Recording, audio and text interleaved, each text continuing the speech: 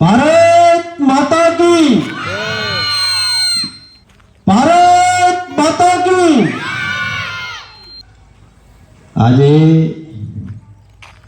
75માં પ્રજાસત્તાક દિન નિમિત્તે ઉપસ્થિત સન્માનીય મંચ, સૌ વડીલો, ભાઈઓ, બહેનો, માતાઓ અને આ વાઇબ્રન્ટ પરિવારના સૌ કોઈ, શિક્ષકો, સ્ટાફ, સૌ પરિવાર અને નાના નાના ભૂલકાઓ, ભાઈઓ અને બહેનો, આજે આપણે સૌ 26મી જાન્યુઆરી પ્રજાસત્તાક દિન ઉજવી રહ્યા છીએ। તો એ પ્રજાસત્તાક દિનની આપ સૌને, થરાદ નગરજનોને, સૌ વાલીઓને, સૌ પરિવારોને મારા તરફથી ખૂબ ખૂબ શુભકામનાઓ, શુભેચ્છાઓ।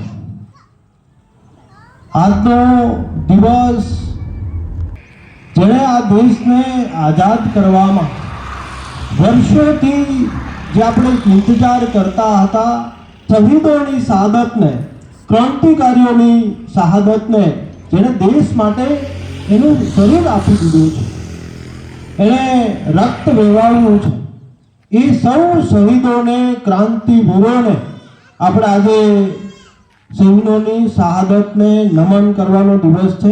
તો એમને આપણે નમન કરીએ છીએ અને ભાવભરી શ્રદ્ધાંજલિ આપીએ છીએ। મોહન મદન માલવિયાથી કરીને મોહનચંદ કરમચંદ ગાંધી સુધી, મહાત્મા ગાંધી સુધી અનેક શહીદ વીરોએ આ દેશમાં સ્વતંત્રતા અપાવવા માટે, પ્રજાના હાથમાં સત્તા અપાવવા માટે પોતાનું શરીરનું બલિદાન કર્યું છે। તો આજે અમને કઈ રીતે ભૂલી શકાય? સરદાર વલ્લભભાઈ પટેલ હોય, બાબા સાહેબ આંબેડકર હોય કે વીર ભગતસિંહ હોય, સ્વામી વિવેકાનંદ હોય, એમને સૌને આજે નતમસ્તક નમન કરવાનો દિવસ છે। તો આપણે આ વાઇબ્રન્ટ પરિવારથી, વાઇબ્રન્ટ વિદ્યાલયમાંથી એમને આપણે સત નમન અને વંદન કરીએ છીએ। તો આપણે સૌને કેમ ભૂલી શકાય? આ સંસ્થાને 2012માં આ જગ્યા ઉપર ચાલુ થઈ હતી, એ બધીને આપણે કેવી રીતે ભૂલી શકાય? તો આજનો દિવસ એમને પણ યાદ કરવાનો દિવસ છે।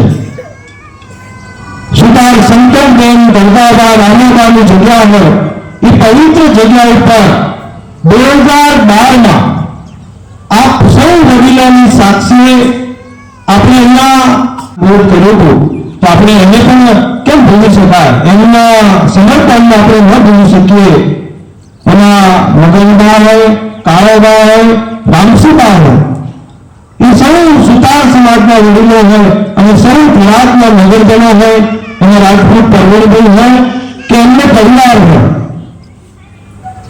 આજે બા હાજર નથી, એમને પણ આપણે યાદ કરીએ છીએ। તો એમને કેવી રીતે ભૂલી શકાય? એ સંસ્થામાં એમના ઋણ છે, એ આપણે એમને યાદ કરીએ છીએ। વર્ષોથી આપણે શિક્ષણ માટે 2012થી લઈને આજે 12 વર્ષ પૂર્ણ કર્યા છે, ત્યારે આ સંસ્થા અનેક સિદ્ધિઓ હાંસલ કરી છે, અનેક જગ્યાએ વિશેષ પ્રગતિ કરી છે। ટેલેન્ટ સર્ચની એક્ઝામ હોય તો એક્ઝામમાં આપણી વાઇબ્રન્ટ વિદ્યાલય રાજ્યમાં 2019માં આખા ગુજરાત રાજ્યમાં ટેલેન્ટ સર્ચની એક્ઝામમાં પ્રથમ કરીને આવ્યું છે। તે પણ આપણે યાદ કરવાનો દિવસ છે, એને કઈ રીતે ભૂલી શકાય? રાષ્ટ્રીય શિષ્યવૃત્તિ નવોદયની એક્ઝામ હોય, એમાં 10 લાખની શિષ્યવૃત્તિ હોય, 5 વર્ષમાં 50 લાખની શિષ્યવૃત્તિ હોય। તો રોનક ભાટે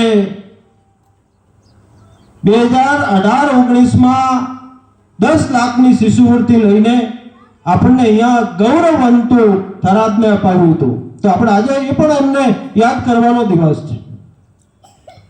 રમતગમત સત્ર હોય, કબડ્ડીમાં, એમાં 2019માં આપણી સંસ્થા પહેલા નંબરે રહી છે।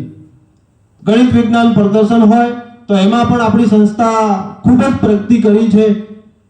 સૌથી વધુ ગામડાઓમાં શિક્ષણ જાગૃતિ અભિયાન હોય તો આપણી આ સંસ્થાએ શિક્ષણ જાગૃતિ અભિયાન કરીને બાળકોને ઘર ઘર સુધી શિક્ષણ અપાવવા માટે શિક્ષણ કઈ રીતે મળી શકે એના માટેની પહેલ. શાળામાં રોજ કંઈક ને કંઈક નવી પ્રવૃત્તિ થતી હોય છે. એના વિડીયો પણ આપણને મોકલીએ છીએ, એના તમામ ફોટોગ્રાફ્સ પણ અમે મોકલીએ છીએ. બાળકો ખૂબ સરસ પ્રવૃત્તિ કરીને શાળામાં બેન શ્રી હરેશભાઈ બહુ સરસ મહેનત કરી રહ્યા છે, ખૂબ સુંદર મહેનત કરી રહ્યા છે, જે આપણે ગ્રુપના માધ્યમથી વિડીયોના માધ્યમથી અને શાળામાં આવીને જોઈએ ત્યારે આપણને ખબર પડે છે. બાળકો બહુ સરસ રીતે તૈયાર થયા છે અને આવતા સમયમાં વર્ષ પૂરો થતા બાળક બહુ જોરદાર તૈયાર થઈ જશે એ અમને સૌને ખાતરી છે. અત્યાર સુધી લગભગ 3 પ્રવાસ થઈ ગયા છે, ઘણી બધી પ્રવૃત્તિઓ થઈ છે. એમણે મંદિરના પણ દર્શન કર્યા છે, નકળમ ધામ ગાર્ડનના પણ દર્શન કર્યા છે. અહીંયા કેનાલની બાજુમાં જે હનુમાનજીનું મંદિર છે ત્યાં પણ એ લોકો જોવા ગયા હતા અને બીજી ઘણી બધી પ્રવૃત્તિ અહીંયા સંસ્થામાં કરી છે. એટલે આપ સૌ શાળા પરિવાર અને સૌ વાલીગણ જેણે સપોર્ટ કરીને બહુ સરસ પ્રવૃત્તિ કરવામાં આગળ વધ્યા છો એ સૌનો ખૂબ ખૂબ આભાર. અને આવતા વર્ષમાં સૌ ઉત્સાહ ઉમંગ આપણે સૌ ભેગા થઈને આગળ વધીએ એવી સૌ વાલીઓને વિનંતી અને પ્રાર્થના છે. ભારત માતા